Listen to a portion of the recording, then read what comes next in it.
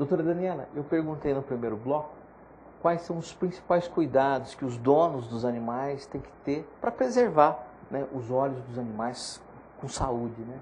Enfim, que dicas que você dá?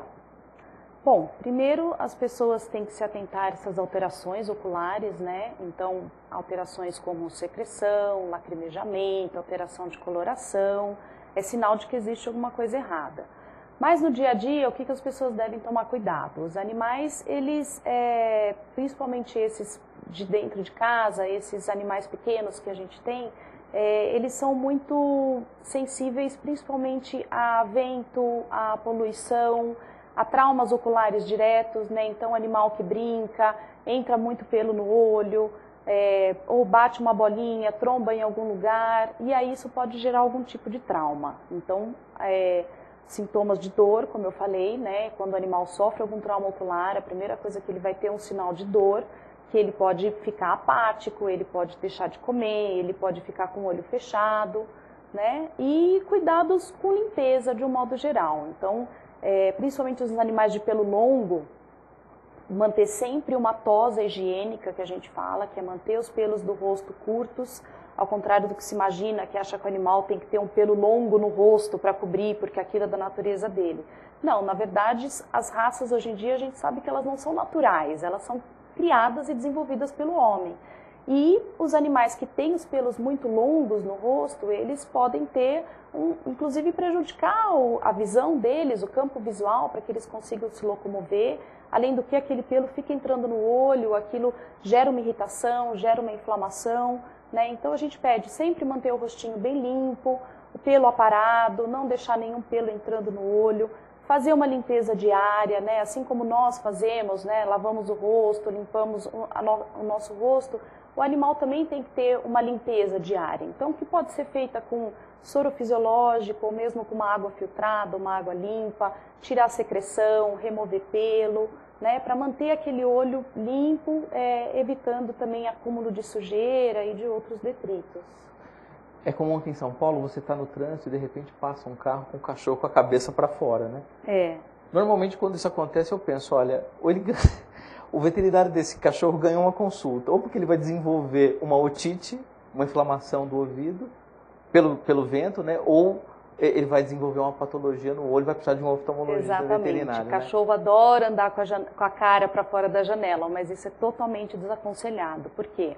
Porque ele vai sofrer ação do vento, da poluição, de sujeira, né, que podem bater no olho, que podem ressecar o olho e trazer diversas doenças. Então, apesar deles adorarem, isso não é recomendado. Não é indicado. Doutora Daniela, você estava comentando em os animais ficarem cegos. Os animais ficam cegos por quais motivos em relação às doenças aos quais eles apresentam?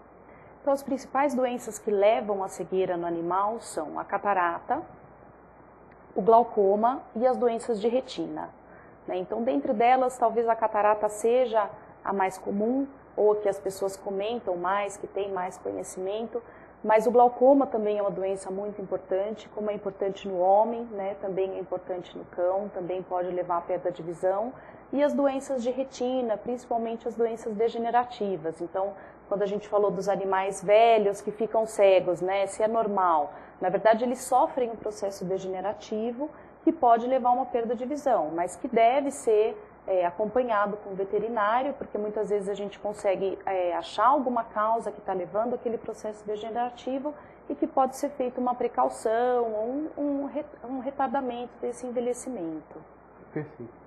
Doutora Daniela, você atende outras espécies com problemas oculares, além do cão e do gato? E com que frequência isso ocorre? Sim, hoje em dia no mercado pet a gente não se limita mais só ao cão e ao gato, né? A gente vê que tem uma variedade muito grande de animais da fauna silvestre que foram trazidos para dentro de casa. Então, répteis como iguana, tartaruga, jabuti, aves, né, em grande quantidade, alguns roedores, também podem apresentar os mesmos problemas oculares, né? Então, eles também estão passíveis de desenvolver doenças inflamatórias, infecções oculares e até mesmo as doenças como catarata e outras doenças degenerativas. Uma curiosidade, Os animais têm também a miopia, a hipermetropia, o astigmatismo, ou seja, eles teriam também, de alguma forma, a necessidade de um óculos ou uma lente? Eles têm, né, é claro que a gente não tem como dizer para um animal se ele está lendo bem ou não, mas existem testes que a gente detecta a acuidade visual daquele animal e que a gente detecta que eles podem sim ter doenças como miopia e hipermetropia. Mas como o estilo de vida deles é diferente do nosso, como eu disse, são animais predadores, na verdade, então eles não precisam dessa visão tão refinada, eles precisam de uma visão coletiva. Então a gente diz que a acuidade visual deles é menor, mas a visão deles é melhor do que a nossa. Então não necessita necessariamente de fazer uma correção. Então eles não precisam usar óculos, apesar de existirem óculos para animais, mas com o intuito de proteção, não de correção. Proteção justamente de animais que têm às vezes sensibilidade aos raios ultravioleta e necessitam de óculos com proteção ultravioleta, ou animais de trabalho que precisam de uma proteção realmente em relação aos traumas. Voltando ao assunto dos cuidados que a gente tem com os olhos, nós estamos terminando o segundo bloco, já queria deixar uma pergunta para o terceiro. Você falou dos principais cuidados.